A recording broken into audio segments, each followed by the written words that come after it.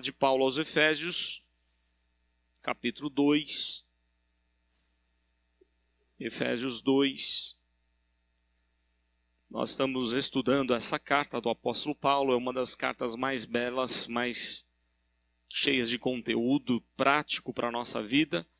Ele ainda está na parte teórica da carta, que vai até o capítulo 3. Nós estamos estudando o capítulo 2 agora, hoje, a partir do verso 11, Efésios 2, versículo 11 em diante, até o fim do capítulo.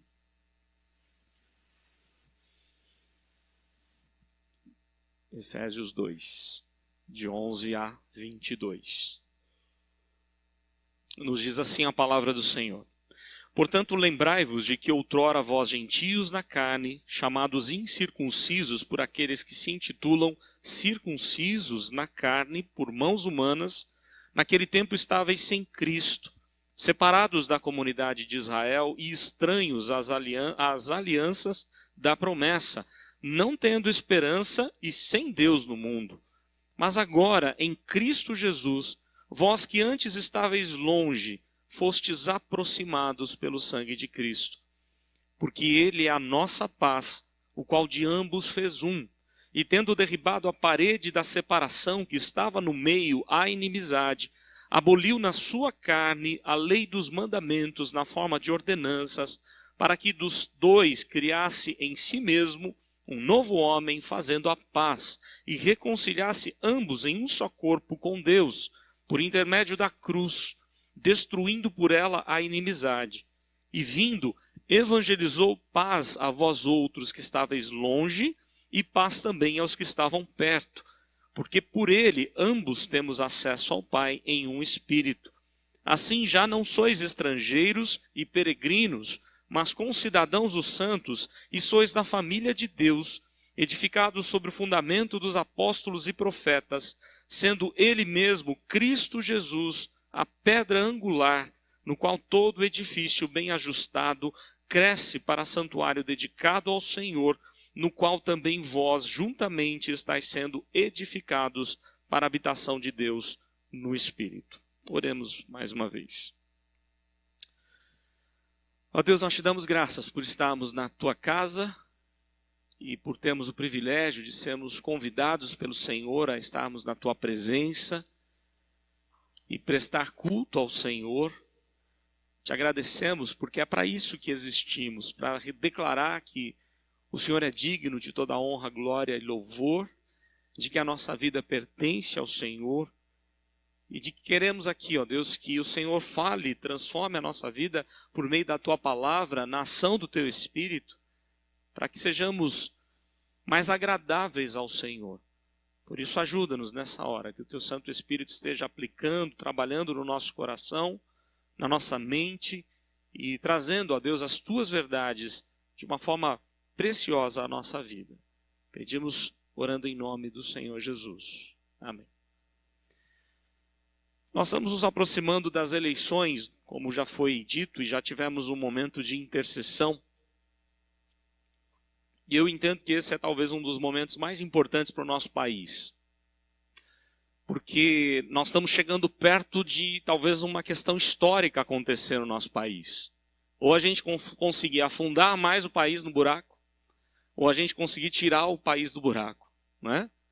Do poço de perdição que ele entrou por conta de tanta corrupção, tanta irresponsabilidade na liderança de homens descomprometidos com Deus, comprometidos consigo mesmos, querendo encher o bolso de dinheiro e deixando o povo à míngua, e todos nós como nação temos sofrido bastante. Mas eu penso que é histórico porque as últimas eleições, nós tínhamos a mídia como a televisão e o rádio como as principais mídias. E infelizmente, a mídia sempre foi muito manipuladora. Nós já vimos isso na nossa história do país. Ela coloca presidente, ela tira o presidente, ela faz o que ela quer com o presidente, porque as pessoas vão na onda da mídia. Basta você ligar a televisão ou rádio, e eu pelo menos não conheço nenhum jornalista que simplesmente passe a mensagem, a informação. Juntamente com a informação, ele quer vender as suas próprias ideias, suas ideologias.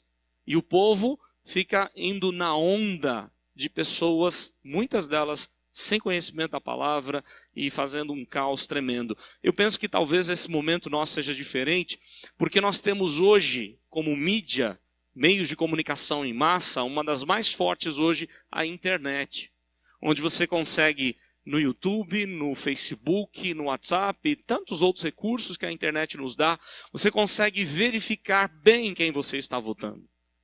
Independente, né, da opinião de jornalistas ou de pessoas, filósofos e pessoas ligadas a diversos pensamentos. Porque hoje é muito fácil você pegar uma entrevista que alguém deu, não é?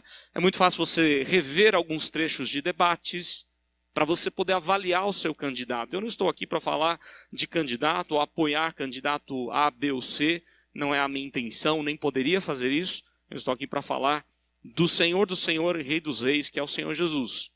Só que nós temos uma responsabilidade diante das urnas que é muito importante para todos nós como igreja e como povo de Deus e como Brasil, nação que nós cremos que é do Senhor.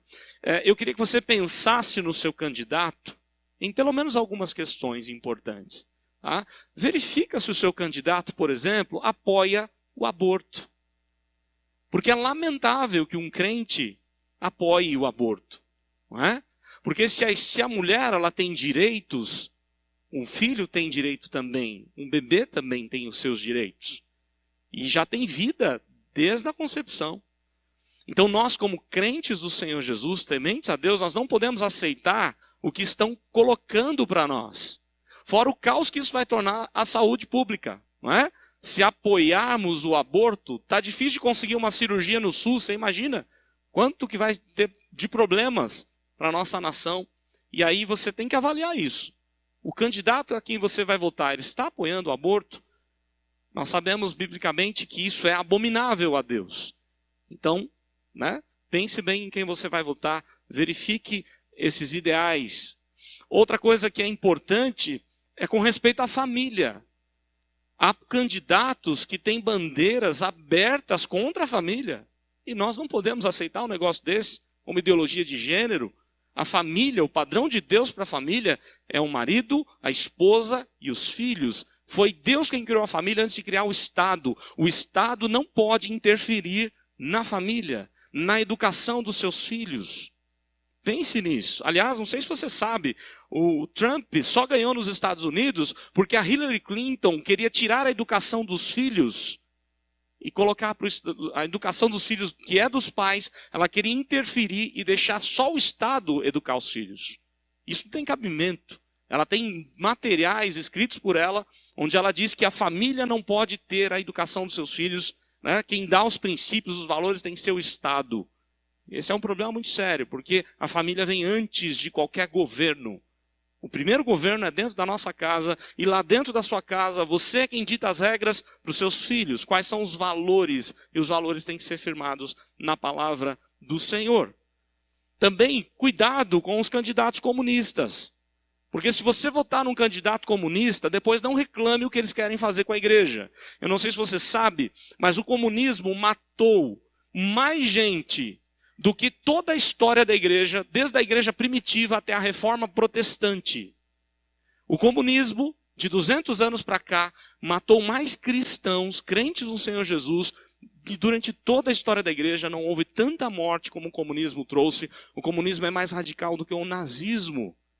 Então cuidado em quem você vai votar. Eu não estou pensando só no presidente. Estou pensando no presidente, no governador, nos senadores, nos deputados. Investigue. E investigue também se ele não está ligado à corrupção. Você tem esse acesso hoje, essa facilidade hoje que a internet te dá. E independente de partido, né, procure saber quem é o seu candidato e aquilo que ele está defendendo, as bandeiras que ele está defendendo. Porque se você colocar gente lá, ou se a nação colocar gente que não vale nada, nós como igreja vamos sofrer perseguições. É claro que nós confiamos em Deus. E se Deus quiser que essa perseguição aconteça, nós vamos ter que pagar o preço por isso. O bom vai ser que aí a gente vai descobrir quem realmente é crente, quem é realmente do Senhor, né? Mas não é isso que nós queremos. Nós queremos que tenhamos paz, que tenhamos uma nação cada dia melhor, uma nação séria. E, claro, a nossa confiança não está nos governantes, não está em um salvador da pátria que vai assumir o Brasil. Porque nós sabemos, nós cremos que Maldito é o homem que confia no homem. Nós precisamos confiar em Deus. E a palavra de Deus mostra que Jesus é o único Senhor. Ele é o Senhor dos senhores e Rei dos reis. O texto de Paulo, ele vai ser escrito num momento difícil para o povo de Deus, tanto que Paulo está preso por um imperador romano, por ordem do imperador, pela perseguição dos judeus, mas por ordem do imperador romano, ele está preso, ele está prestes a morrer pela causa evangélica, porque o líder de Roma está querendo matar a todos os crentes. Lembram lá de Nero, o que ele fazia com os crentes? Então, o momento de Paulo era muito crítico e a igreja está preocupada com Paulo, mas, no entanto, Paulo quer mostrar à igreja que Deus continua sendo Deus, Deus é soberano. E mesmo Deus levantando piores governadores, imperadores, Deus tem os seus propósitos e Ele vai cumprir os seus propósitos, mesmo que para isso você e eu, nós tenhamos que perder a nossa vida, assim como Paulo perdeu. E é isso que Paulo quer mostrar para a igreja, que os planos eternos de Deus para a igreja são muito maiores do que o nosso plano. Deus tem planos magníficos para a igreja dele. E ele vai falar aqui, depois de ter falado da magnífica obra de salvação, capítulo 1 e capítulo 2, até o verso 10, ele vai começar a mostrar como nós, gentios, a não ser que tenhamos aqui algum judeu, né? Mas nós que somos gentios, que não éramos do povo de Abraão, não éramos judeus por sangue, né? Nós gentios fomos alcançados pela graça de Deus. E aquilo que Jesus fez na vida dos gentios, porque Paulo tem dois públicos em Éfeso. Na igreja de Éfeso, a maior igreja da Ásia Menor.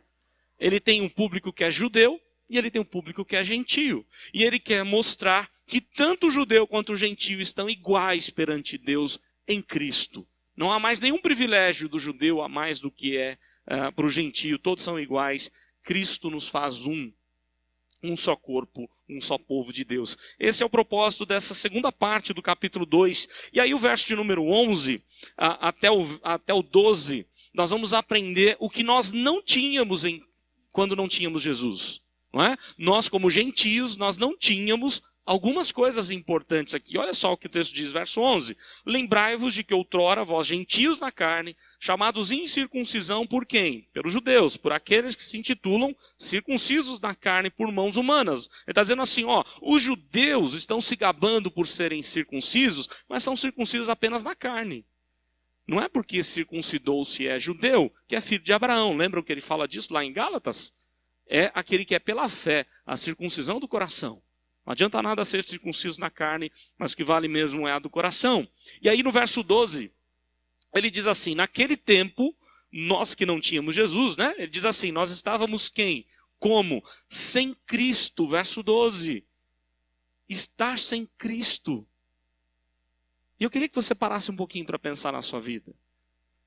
Talvez tenhamos vários públicos aqui, talvez não, com certeza temos. Talvez a maioria, quem sabe a maioria, nasceu na igreja evangélica, olha que bênção. Nasceu com Cristo já, como fizemos agora, ouvimos agora, né? O privilégio da Isabel de crescer na casa do Senhor. Talvez essa é a sua história. E esse é um privilégio que poucos têm. Porque com certeza há muita gente aqui, há muitas pessoas aqui, que não tinham Cristo. Num certo período da sua vida, da sua história, receberam Cristo no seu coração. Eu já falei para vocês que eu tive esse privilégio com 17 anos. Perdi um tempão na minha vida, né? 17 anos meio que jogado no lixo. Não no lixo porque a gente aprende com os erros. Mas aquilo que nós cantamos, o dia que Jesus entrou na nossa vida, na minha vida, Ele mudou o nosso viver. E eu queria que você lembrasse como é que era a sua vida sem Jesus. É o que Paulo está dizendo, lembrem-se de como eram antigamente, lembrem-se, né? O verso 11, ele usa esse verbo, lembrai-vos que outrora vós estavais sem Cristo. Estar sem Cristo é não ter o Salvador de todas as coisas. É não ter a primeira promessa da Bíblia. Qual é a primeira promessa da Bíblia? Vai nascer aquele de uma mulher, não é? O filho de uma mulher que vai esmagar a cabeça da serpente. É a pregação do Evangelho. E estar sem essa promessa é terrível, é desesperador a vida sem Jesus. Ele vai dizer então que antes nós estávamos sem um Salvador, sem o Messias libertador, ou sem o Cristo, separados de quem? Da comunidade de Israel. Porque Deus trabalhava com um povo, tratava de maneira especial um povo, e nós não pertencíamos a esse povo. A partir do Novo Testamento, a partir de Cristo, Deus vai tratar com todos os povos de maneira igual. Aí o texto diz que nós estávamos estranhos às alianças da promessa. Quantas promessas que temos na Bíblia e nós não sabíamos, não conhecíamos. Não tomamos posse dessas promessas, mas agora em Cristo nós podemos tomar posse. Nós não tínhamos esperança, ainda no verso 12, não tínhamos esperança e estávamos ateus no mundo. Sem Deus no mundo, a palavra que ele usa aí é ateu no mundo. Que vida mais desgraçada é essa?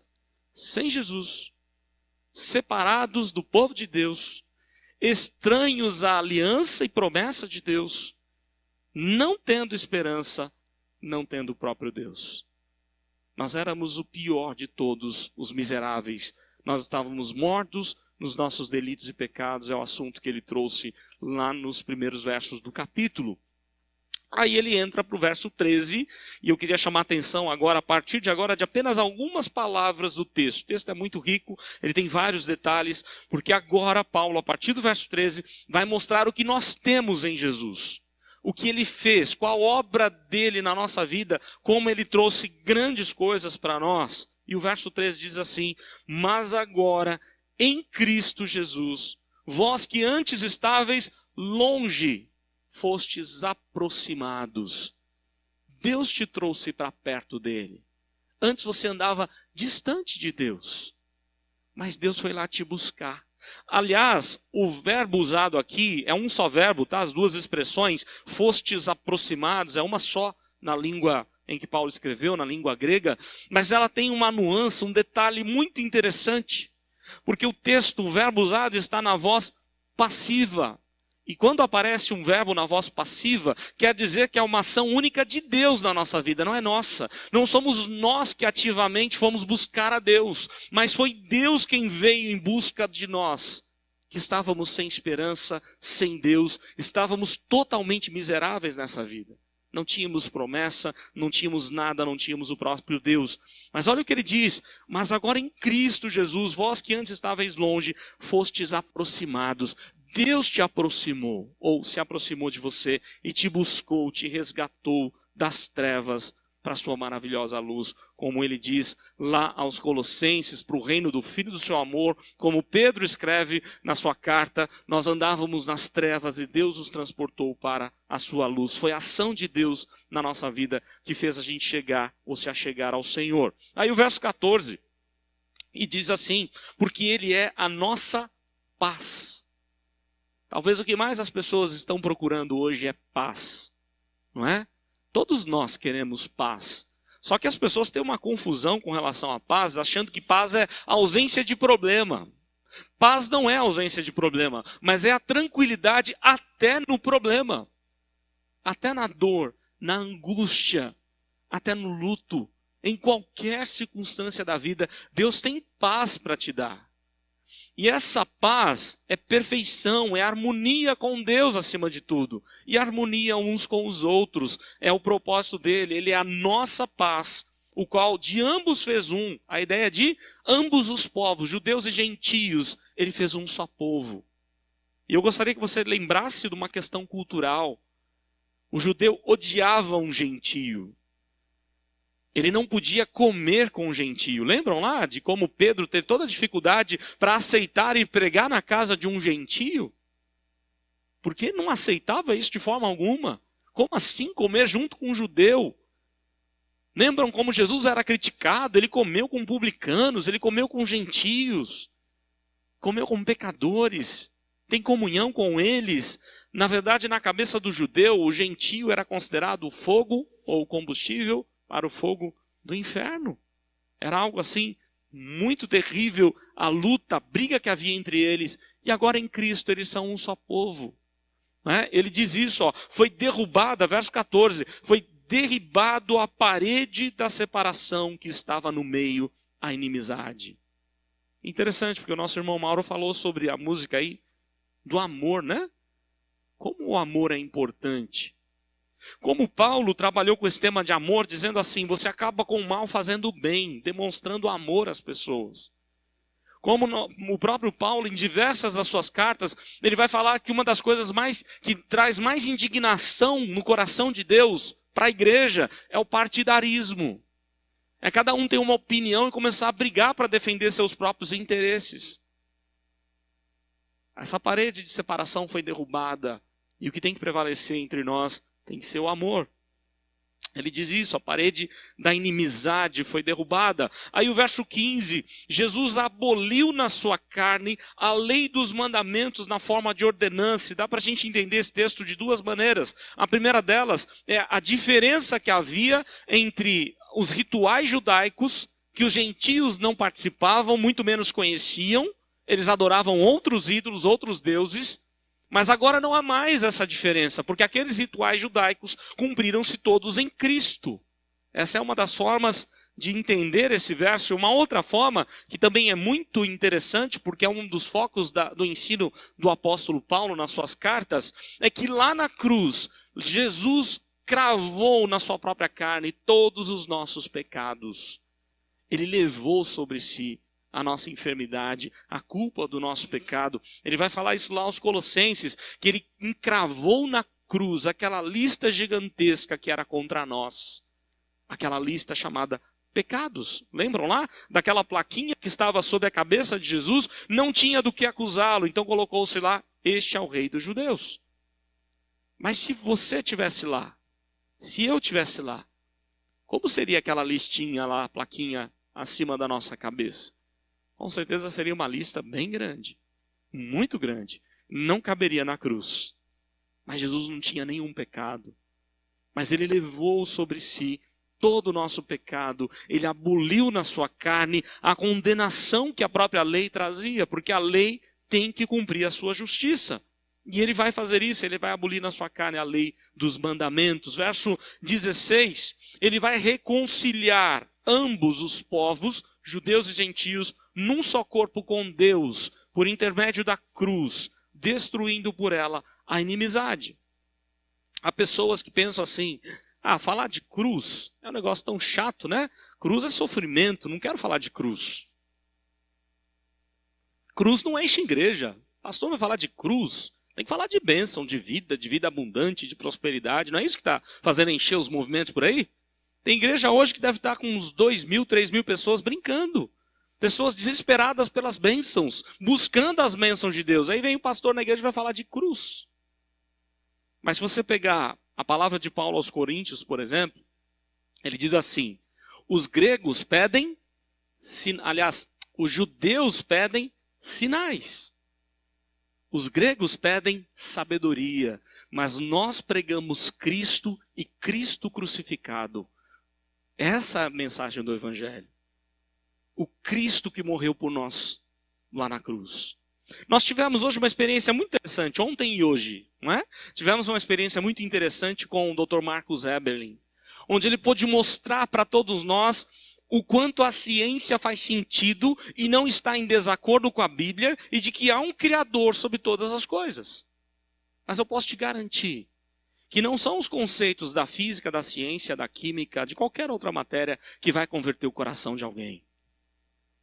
Eu tenho certeza que muita gente aqui, e eu conheço alguns, que vieram ateus para ouvir o Dr. Marcus Eberlin. No máximo que poderiam sair daqui é talvez com um coração pensativo. Mas o que vai transformar o coração deles não são os conceitos todos que nós ouvimos e ficamos maravilhados com aqueles conceitos, não é? Nós que já temos Cristo. Mas aquele que não tem Cristo, ele ainda está morto no seu delito e pecado, e não vai ser a física ou a ciência ou a química que vai impactar o coração dessa pessoa. Vai ser a palavra de Deus que, quando penetra o coração, traz vida àquele que está morto, ressuscita os mortos. Esse é o foco, esse é o ponto de Paulo, a cruz de Cristo. É loucura, sim, mas é ela que vai trazer vida, ela que vai quebrar a inimizade nossa com Deus, inimizade uns com os outros. Aí o verso 17, e vindo evangelizou, olha só, evangelizou paz a vós outros que estáveis longe, e paz também aos que estavam perto. Quantas notícias ruins dos nossos dias. Eu espero que no próximo final de semana tenhamos uma notícia boa nas eleições, né? É a esperança de todos nós. Mas quantas notícias ruins do nosso tempo? E quando você abre a Bíblia, você tem notícias boas. Ele evangelizou a paz. Evangelizar é pregar boas novas. Nós temos paz em Cristo. Nós estamos juntamente com Cristo, ligados a Cristo. O verso 18, porque por Ele ambos temos acesso ao Pai em um Espírito. Assim, já não sois estrangeiros, peregrinos, mas concidadãos dos santos, e sois da família de Deus. Nós somos chamados a sermos da família do Senhor. Então, olha só, o texto vai falar aqui, eu já vou terminar, porque o texto primeiro vai falar que nós somos da nação de Deus, nós somos povo de Deus. O texto agora vai falar que nós somos família de Deus, verso 19. E o texto agora vai falar que somos igreja de Deus, edificados, o verso 20, edificados sobre o fundamento dos apóstolos e profetas, sendo Ele mesmo, Cristo Jesus, a pedra angular. Olha só o que ele diz. Nós somos edificados sobre qual palavra? Palavra de homens? Não. Palavra de Deus. O ensinamento dos profetas, o ensinamento dos apóstolos, aquilo que eles ensinaram que está registrado na Bíblia Sagrada. Mas mais ainda, qual é esse fundamento principal? É Cristo, a pedra angular. E aí eu queria terminar falando um pouquinho sobre isso, porque no conceito que nós temos de pedra, de fundamento na construção, é totalmente diferente daquele tempo.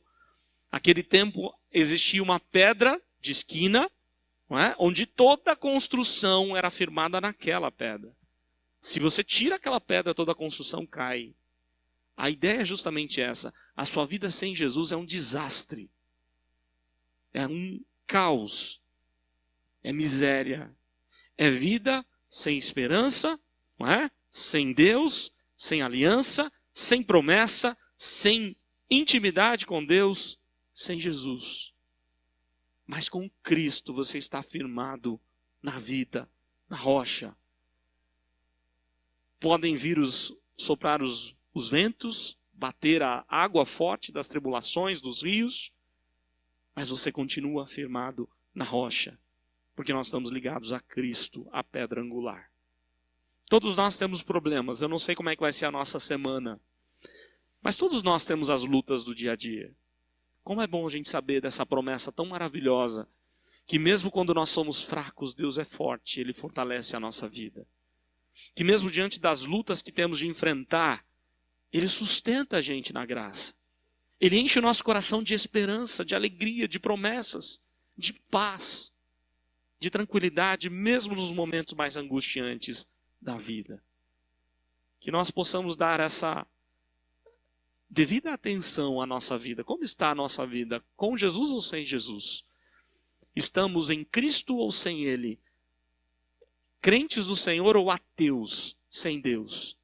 Com Cristo nós temos tudo de bom, conforme Paulo diz. Nós não mais estamos mortos dos nossos delitos e pecados, mas temos vida eterna, vida abundante. Que Deus assim nos ajude, nos abençoe e nos dê a graça de permanecer firmado nessa rocha, a rocha angular que é Jesus.